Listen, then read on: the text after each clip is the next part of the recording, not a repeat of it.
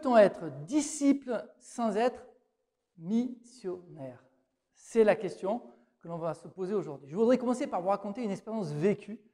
Un jour, je pars en mission avec un ami pour, dans la rue, inviter les gens à un temps de prière, faire du contact, partager. On fait des belles rencontres, ça se passe bien, des jeunes, des moins jeunes, et puis on revient sur le chemin du retour au bout d'une heure de mission, et on est interpellé par un monsieur qui est un petit peu, je pense, un peu un marginal, un SDF, si vous voulez, sans domicile fixe, et qui s'appelle, je vais l'appeler Léopold, et il nous appelle « Hey, toi le curé là-bas !» J'étais en clergyman, donc je m'approche de lui, qu'est-ce qu'il y a? Et il nous parle un petit peu, et puis on le fait parler, et il nous apprend que le matin même, il a assisté à l'enterrement d'une amie à lui. Donc je lui dis, mais écoute, si tu veux, on peut prier pour toi. Il me dit, non, non, c'est moi qui vais prier pour vous. Et là, il se met, il ferme les yeux, il met la main sur mon épaule et sur celle d'Olivier, il se met entre nous deux et il prie. Il ferme les yeux, Seigneur, je te remercie pour ces deux personnes qui sont allées dans la rue. C'était impressionnant. Et il prie pour nous, quoi. Et moi, je suis tellement touché dans mon cœur de prêtre que je le regarde et je lui dis merci, et je le prends dans mes bras. Et je lui fais une accolade pour le remercier. Et là, c'est lui qui est touché.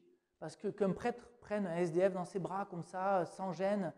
Et du coup, il est assez bouleversé à son tour. Il me prend par les deux épaules. Il me prend comme ça, il me dit, tu es prêtre?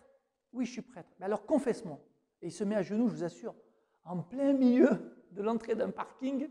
Me voilà à genoux en train de confesser cet homme. Les voitures qui rentraient à droite, à gauche, c'était vraiment amusant.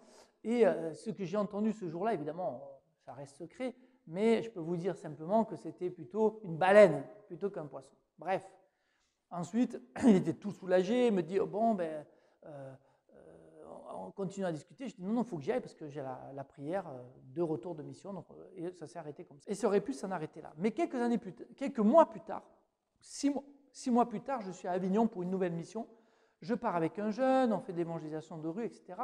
Et quand je reviens à l'église, quelqu'un m'interpelle. René Luc, il y a quelqu'un qui veut se confesser, est-ce que tu peux le confesser? Je dis oui, bien sûr. Et quand je vois la personne, je le reconnais. C'est Léopold. Léopold que j'avais vu 6 mois auparavant, que j'avais confessé dans la rue. Oh, j'ai un choc. Je suis pétrifié, immobile, comme une statue. Si bien qu'un prêtre passe et le confesse. Et la dame, à la fin de la mission, vient me voir, la dame qui m'avait vu, et me dit, tu sais René Luc, le monsieur dont je t'avais parlé pour le confesser, c'est incroyable, figure-toi qu'il y a quelques mois en arrière, il a rencontré un prêtre, il s'est confessé, et ça lui a fait beaucoup de bien, mais il sentait qu'il n'était pas sûr d'être complètement pardonné. Et aujourd'hui, après sa deuxième confession, il se sent libéré. Je n'ai pas dit à cette dame, évidemment, que le prêtre, c'était moi, mais quel incroyable concours de circonstances. Un SDF à 6 mois d'écart, pendant 1 heure à 6 mois d'écart. Le Seigneur cherche sa brebis perdue, vous voyez? Alors du coup, ça montre à quel point il est nécessaire que nous puissions aller à la rencontre pour permettre au Seigneur d'agir. Alors, je voudrais commencer par le précepte missionnaire. C'est-à-dire, le précepte missionnaire, c'est le commandement de Jésus à la fin des évangiles. Notamment dans l'évangile de Matthieu, chapitre 28, « Allez de toutes les nations, faites des disciples, baptisez-les au nom du Père, du Fils et du Saint-Esprit, apprenez-leur à garder mes commandements, et moi je suis avec vous jusqu'à la fin des temps. » Et à chaque fin d'évangile, Jésus, avant son ascension, s'adresse aux disciples avec ce même message. Par exemple, dans l'évangile de Marc, allez dans le monde entier, proclamer l'évangile à toutes les nations. Dans l'évangile de Luc, prêchez la conversion à toutes les nations. Vous en êtes les témoins, je vous envoie l'Esprit Saint comme je l'avais promis. Dans l'évangile de Jean, comme le Père m'a envoyé, moi aussi je vous envoie. Et il souffle sur eux et leur dit, recevez l'Esprit Saint. Et pareil, dans le début des Actes des Apôtres, vous allez recevoir une force de l'Esprit Saint pour être des témoins jusqu'aux extrémités de la terre. Donc dans toutes les fins d'évangile et dans le début des Actes des Apôtres, on a quelque chose de toujours commun. 1. L'envoi à tous, ce n'est pas simplement aux Galiléens, ce n'est pas seulement à un seul pays, c'est pour toutes les nations. 2. Pour faire ça, je vous assure que mon Esprit Saint sera avec vous. Donc c'est très très important. L'Esprit Saint donne toujours les moyens d'accomplir la mission. C'est rassurant. Mais, même si on sait ça, concrètement, alors je ne veux pas faire de jugement, il me semble que pendant plusieurs dizaines d'années, l'Église est restée plutôt un petit peu au chaud. Vous voyez, c'est le pape François qui a raconté cette histoire à propos de l'Évangile qui dit que Jésus, le bon berger, avait 99 brebis et une qui était dehors et il quitte les 99 brebis dedans pour aller chercher la brebis qui est dehors. Et le pape François avec humour dit « Aujourd'hui, il y a 99 brebis dehors et nous, on reste avec la brebis qui est dedans, on la caresse, on s'en occupe, on s'occupe que des petits gens qui sont dans notre église et on ne va pas chercher celles qui sont dehors. » Et il dit « Oh, mais mes frères, nous ne sommes pas des coiffeurs, nous sommes des pasteurs. » C'est trop mignon. Donc c'est vrai qu'il y a un vrai problème. Je pense que l'Église a été un peu moins en situation d'évangélisation. Et donc, cela cause un certain nombre d'objections que je vais vous relever. D'abord, mais l'évangélisation, ce n'est pas pour nous, c'est pour l'Église plutôt des 3 premiers siècles. C'est une époque. Maintenant, c'est plutôt la transmission de la foi, mais ce n'est plus le travail de l'évangélisation. Ou encore, l'évangélisation, c'est l'affaire de spécialistes. Nous sommes tous disciples et certains sont appelés à être plutôt missionnaires. Ça ne nous concerne pas tous. Ou encore, ça ne peut pas nous concerner tous parce qu'il y a un truc qu'on ne veut surtout pas, c'est être accusé de prosélyte, d'être des témoins de Jéhovah. Ou encore, ce qui est très important, c'est de témoigner par notre vie. C'est ça le plus important. Comme le disait d'ailleurs Paul Claudel, qui est repris dans le UCAT, le catéchisme des jeunes, au numéro 74, ne parle pas du Christ, parle du Christ que si on te le demande, que si on te pose des questions, ne parle pas du Christ tant qu'on ne te pose pas des questions, mais vis de telle manière à ce qu'on te pose des questions. L'important, c'est de vivre, voilà, d'interroger par notre vie. Alors voilà un certain nombre d'objections auxquelles je voudrais maintenant répondre. Et répondre comment? Pas parce que le Père René Luc va vous donner ses idées. Je m'appuie très simplement sur les saints-pères, sur les derniers papes. D'abord, le premier pape à avoir fait une encyclique, un message important sur la mission, c'est pas vieux, c'est 1975, Evangelii Nuntiandi avec le pape Paul VI. Avant lui, il n'y avait pas eu de texte sur la mission. Il y a eu des textes sur l'Eucharistie, sur la confession, sur la Vierge Marie, pendant des siècles et des siècles. Mais sur la mission, c'est le premier texte officiel, uniquement sur ce thème. Après lui, le pape Jean-Paul II, da Redemptoris Missio, en 1990, qui écrit la mission du Rédempteur. Toujours pareil sur le thème de la mission. Puis, le pape Benoît XVI ne va pas écrire directement un texte, mais il va valider un texte de la doctrine de la foi sur une note doctrinale sur certains aspects de l'évangélisation. Et enfin, évidemment, le pape François qui va faire son premier texte officiel, Evangelii Gaudium, la joie de l'évangile, qui explique combien il est important d'annoncer l'évangile dans le monde d'aujourd'hui. Ça va être d'ailleurs son programme pontifical et là-dedans, dans la joie de l'annonce de l'évangile. Donc, commençons par le pape Paul VI. Le pape Paul VI va répondre à l'argument « il faut témoigner que par sa vie ». Je vous le lis. L'homme contemporain, nous dit le pape Paul VI, écoute plus volontiers les témoins que les maîtres. Et s'il écoute les maîtres, c'est parce qu'ils sont des témoins. Donc, important d'être d'abord des témoins par notre vie. Mais, nous dit le pape Paul VI, le plus beau témoignage de vie se révélera à la longue impuissant si ce témoignage de vie n'est pas éclairé, explicité par une annonce claire, sans équivoque du Seigneur Jésus. La bonne nouvelle proclamée par le témoignage de vie doit être tôt ou tard proclamée par la parole de vie. Vous voyez, le témoignage de vie ne suffit pas. Il faut aussi la parole de vie. Parce qu'il n'y a pas de vraie évangélisation si on ne proclame pas le nom, l'enseignement, la vie de Jésus de Nazareth. C'est impressionnant. Hein? Donc, si on reprend la fameuse phrase de Paul Claudel, ne parle pas de ta foi tant qu'on ne te pose pas des questions, mais vis de telle manière à ce qu'on te pose des questions. C'est beau sur le principe, mais vous avez déjà fait l'expérience? Vous êtes déjà sorti de l'église un dimanche avec votre petite médaille miraculeuse, votre beau sourire, marcher dans la rue et que les gens vous arrêtent en disant « Oh, mon Dieu, mais quelle foi extraordinaire, mais dis-moi d'où ça vient, quel est ton Dieu ?» Ça n'arrive jamais. Les gens sont indifférents, ils ne nous posent pas des questions. Il faut qu'on suscite nous-mêmes les interrogations.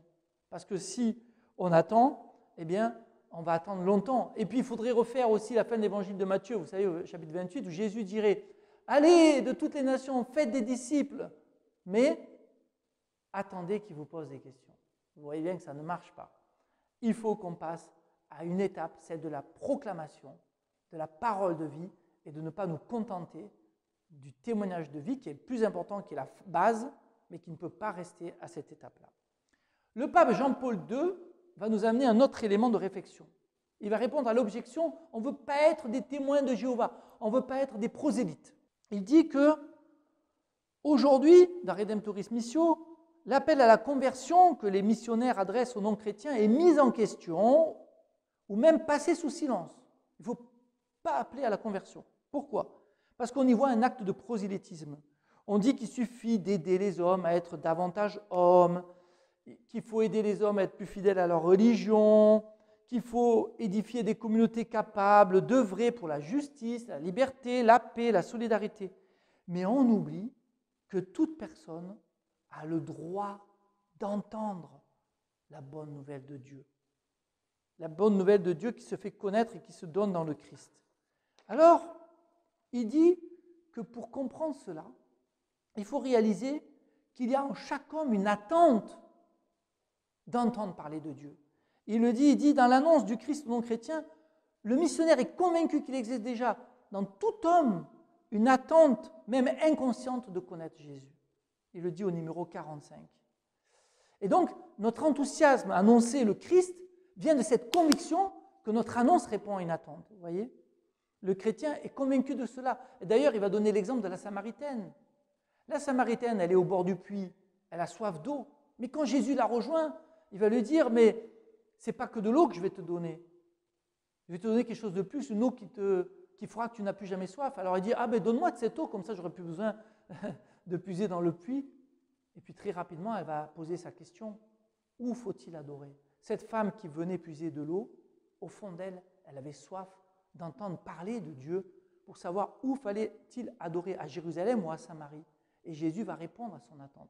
Et elle va devenir missionnaire aussitôt. Elle va aller évangéliser les autres gens du village dans lequel elle habitait parce qu'elle a rencontré Jésus. Elle le fait tout de suite aimer. Vous voyez ? Donc, être convaincu qu'il y a en tout homme une attente même cachée. Et puis, ce qui est très important, c'est que cette foi, elle se propose. Elle ne s'impose pas, nous dit le pape Jean-Paul II. La foi se propose, elle ne s'impose pas. Alors là, j'ai une petite parabole, j'appelle ça la parabole du boulet, où pourquoi faut-il parler de notre foi ? Imaginez que vous êtes dans le port de Nantes, avec les bateaux à l'époque. À l'époque, les galériens, les prisonniers, partaient des bateaux de Nantes pour aller en Guyane, dans une prison. Et imaginez que ces galériens, ils marchent là, avec des gros boulets attachés aux pieds, les uns derrière les autres. Et vous étiez un galérien, mais Jésus vous a libéré, vous avez bu le boulet. Et là, vous vous retrouvez devant ces galériens, vous passez à côté d'eux en sifflant. Dans les prisons de Nantes, vous êtes complètement libéré, tranquille, et vous passez à côté d'eux, en sifflotant parce que vous avez été libéré. Mais vous vous arrêtez pas. Est-ce que c'est ça le respect ? Passer à côté des gens sans rien dire ? Est-ce que le respect, ce n'est pas plutôt de prendre la clé, de s'approcher de la personne et de dire « Hey, voilà la clé, est-ce que tu la veux ? Elle m'a libéré moi. Est-ce que tu veux cette clé pour te libérer toi ?» Si la personne vous dit « J'en veux pas de cette clé », c'est son problème, c'est plus le vôtre. Mais respecter ces personnes, ce n'est pas de passer à côté d'eux en sifflotant, c'est leur proposer la clé. Vous allez me dire « Oui, c'est un peu dur, ça veut dire que les gens qui n'ont pas la foi sont comme dans des galères. » Bien sûr, ce n'est qu'une image, mais je pense effectivement qu'une personne qui a rencontré Jésus ne vit pas la même liberté qu'une personne qui ne l'a pas rencontré. Alors nous devons proposer, jamais imposer, mais la proposer. L'Église propose, nous dit Jean-Paul II, elle n'impose rien, elle respecte les personnes et les cultures, elle s'arrête devant l'autel de la conscience. Je pense à la petite Bernadette qui reçoit de la Vierge cette mission d'aller voir le curé et de lui dire « il faut construire une église pour Marie ». Alors elle y va et le curé ne l'écoute pas. Et Bernadette dit « va-t'en » et Bernadette dit « Monsieur le curé, je ne suis pas chargée de vous le faire croire, je suis juste chargée de vous le dire ». Et d'ailleurs, lorsqu'elle part, avec sa cousine, elle se réalise d'un seul coup que, mon Dieu, mais j'ai oublié de lui dire, elle revient, elle ressonne et le curé ouvre et dit, qu'est-ce qu'il y a encore? J'ai oublié de vous dire, la Vierge veut aussi que vous veniez, pas seulement que vous fassiez l'église, mais aussi que vous veniez en procession.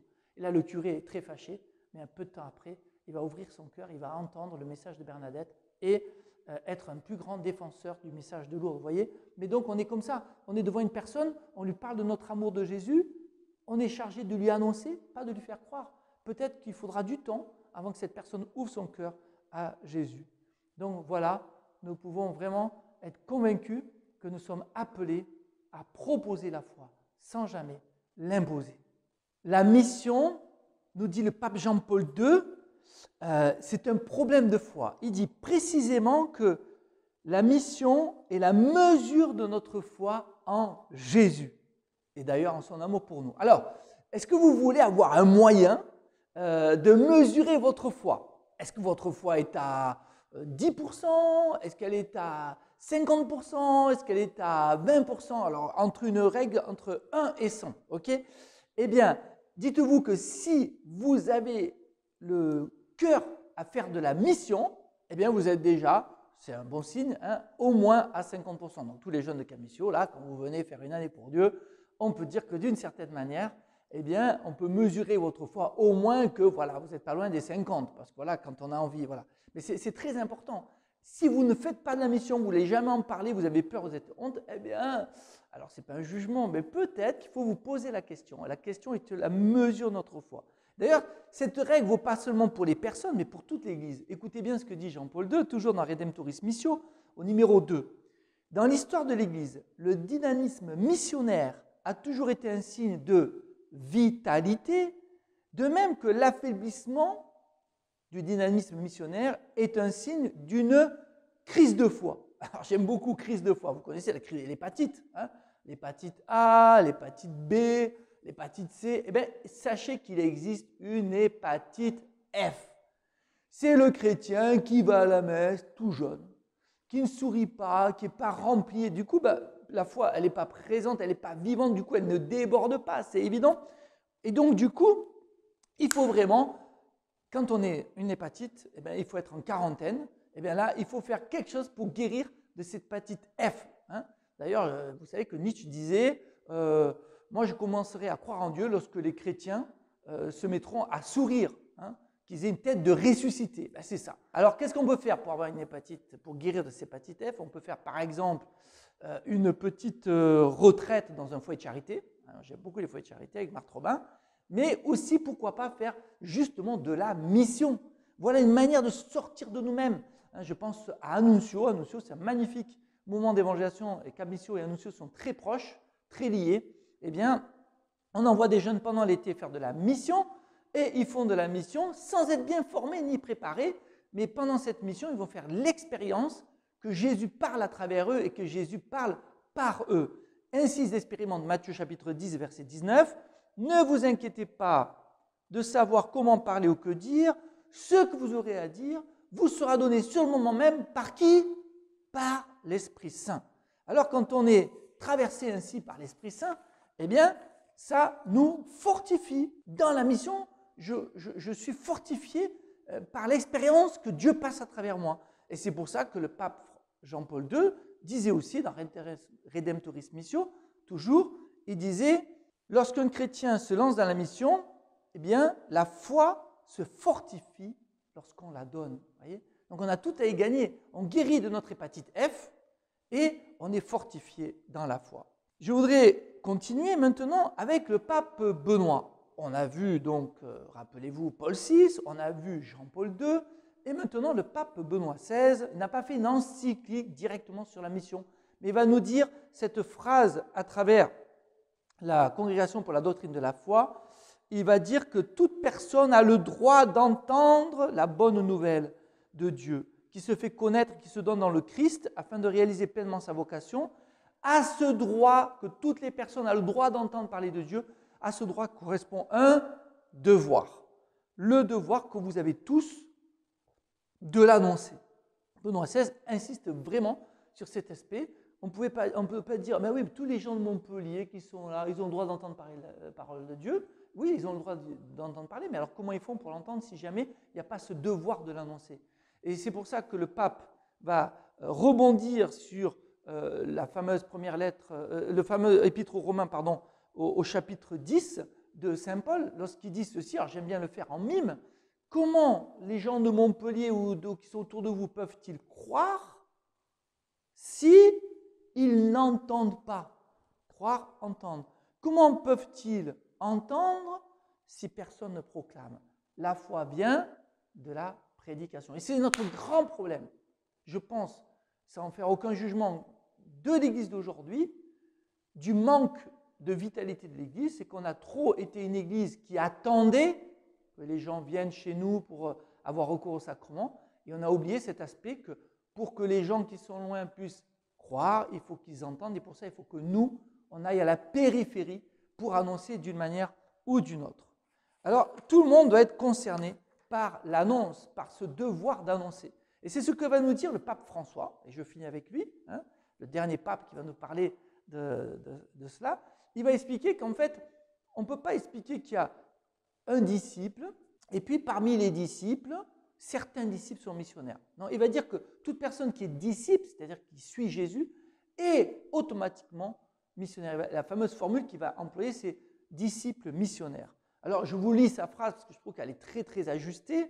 Ça se trouve dans, évidemment, la joie de l'Évangile. En vertu du baptême reçu, chaque membre du peuple de Dieu est devenu disciple missionnaire. Chaque baptisé, quelle que soit sa fonction dans l'Église et le niveau d'instruction de sa foi, est un sujet actif de l'évangélisation. Il serait vraiment inadéquat de penser à un schéma d'évangélisation utilisé seulement par des acteurs qualifiés, les jeunes de Camisio, les missionnaires formés, ou le reste du peuple fidèle, vous tous qui m'écoutez, eh bien vous êtes simplement destinés à bénéficier de cette action. Non, non. La nouvelle évangélisation doit impliquer que tous les baptisés, vous tous qui m'écoutez, toutes les personnes, formées ou pas, se sentent protagonistes, c'est-à-dire acteurs d'une façon nouvelle. Cette conviction se transforme en un appel, l'appel du pape François, adressé à chaque chrétien, vous tous, nous tous, pour que personne ne renonce à son engagement pour l'évangélisation. Que personne ne renonce à son engagement pour l'évangélisation. Car si une personne a vraiment fait l'expérience de l'amour de Dieu, il n'a pas besoin de beaucoup de temps de préparation, il n'a pas besoin de faire une formation extraordinaire pour annoncer Dieu. Il ne peut pas attendre d'avoir reçu des leçons, de longues instructions. Tout chrétien est missionnaire dans la mesure où il a rencontré l'amour de Jésus, et ça c'est très important, c'est la rencontre personnelle de Jésus qui fait de moi un missionnaire. Donc nous ne disons plus que nous sommes disciples et missionnaires, mais toujours, je dis bien toujours, que nous sommes disciples missionnaires. Alors, vous avez remarqué que le pape François parle de la rencontre personnelle. Et bien justement, la devise de Cap Missio, on la prend du pape Jean-Paul II. Vous avez vu, je cite beaucoup les papes, mais ils ont une sagesse incroyable. Et Jean-Paul II disait, rencontrer Jésus, l'aimer et le faire aimer, telle est la vocation chrétienne. Alors, on peut connaître Jésus depuis toujours, mais ne pas l'avoir rencontré. Vous connaissez Didier Deschamps, voilà, très bien. Eh bien, vous avez entendu parler, mais vous ne l'avez peut-être pas rencontré personnellement. Ce n'est pas la même chose. Donc, on peut connaître quelqu'un, mais pas l'avoir rencontré. Il y a des gens qui connaissent le Christ depuis leur enfance, mais ils n'ont pas fait une expérience personnelle du Christ. Et quand on a rencontré, quand on a vraiment fait un cœur à cœur avec Jésus, dans ce cas-là, on l'aime. Mais malheureusement, on peut avoir rencontré Jésus, mais ne pas prendre les moyens de l'aimer. Par exemple, je vais au JMJ, à Cracovie, le pape passe, on fait une veillée de prière avec lui, je sens vraiment que Jésus est là vivant. Je peux dire, oui, je suis sûr, Jésus est vivant. Mais je n'arrive pas à prendre les moyens de l'aimer, c'est-à-dire que je ne vais pas faire ce qu'il faut pour l'aimer vraiment, je ne vais pas abandonner mes amis qui m'empêchent de l'aimer, je ne vais pas renoncer à certaines choses. Donc je peux avoir rencontré mais ne pas l'aimer. Mais si je l'aime, qu'est-ce qui prouve que je l'aime vraiment? C'est que quand j'aime Jésus, je ne peux pas faire autrement que de le faire aimer. C'est la devise de Cap Missio, rencontrer Jésus, l'aimer et le faire aimer. Donc la rencontre est ce qui va me pousser à y aller. Je suis bientôt à la fin, mais je voudrais continuer à citer le pape François qui dit « Il n'y a jamais d'évangélisation par prosélytisme, mais toujours par attraction. » Ça, c'est très important. Le prosélyte, c'est celui qui va insister, qui va en faire trop. Alors que comme je l'ai dit, la foi se propose, n'impose pas, je l'ai déjà expliqué tout à l'heure. Du coup, j'ai une petite parabole, j'appelle ça la parabole du chalumeau. Vous voyez peut-être des films où on voit un gangster, un voyou, ils vont ouvrir un coffre-fort avec un chalumeau, percer un coffre-fort. Et quand ils règlent leur flamme, souvent elle est jaune, elle est très grande, et elle fait du noir, elle n'est pas propre. Et puis dans le film, on voit les gars qui règlent la flamme, et puis elle devient toute petite, bleue, bien ajustée. Et là, elle est très efficace, elle perce les cœurs les plus endurcis. Parfois, quand on est un jeune converti, on parle de Jésus, oui, il faut, et on ne le fait pas avec juste mesure. On n'est pas ajusté. Ce n'est pas l'Esprit Saint qui parle. C'est un peu nous, notre désir de convaincre tous les autres. Il faut prendre du temps, il faut se laisser purifier pour ajuster notre flamme et qu'elle perce les murs les plus endurcis. On a une méthode à Cap Missio qui est très simple, on appelle ça une lumière dans la nuit. C'est une manière d'évangéliser non pas par prosélytisme mais par attraction. On ouvre une église un soir, avec des lumières à l'extérieur, avec de la musique à l'extérieur, une petite enceinte où on entend cette musique et du coup les gens passent dans la rue et puis vous avez des jeunes avec un sweat rouge là, les jeunes de Cap Missio qui disent bonjour, vous savez ce qui se passe dans l'église? Alors les gens sont tous surpris, non on ne sait pas ce qui se passe dans l'église, eh bien allez voir, voilà, et les gens rentrent. Et là on leur propose, il y a une autre équipe à l'accueil qui leur propose d'allumer une bougie, qui leur propose d'écrire sur un papier une intention, de le déposer devant l'autel. Et c'est magnifique. Et on voit, on a en moyenne 180-200 personnes qui rentrent dans cette église et une église très bien située, je dois dire, et le soir de 21h à 23h, dans le centre-ville, dans une rue commerçante, une rue où il y a beaucoup de restaurants, eh bien, qui font la démarche. Ça veut dire, pour 180-200 personnes qui ont fait la démarche, il y a à peu près 600 personnes qui sont rentrées, parce que pour une personne qui va allumer une bougie, il y en a 2-3 qui ne l'ont pas faite. Donc c'est vraiment très touchant.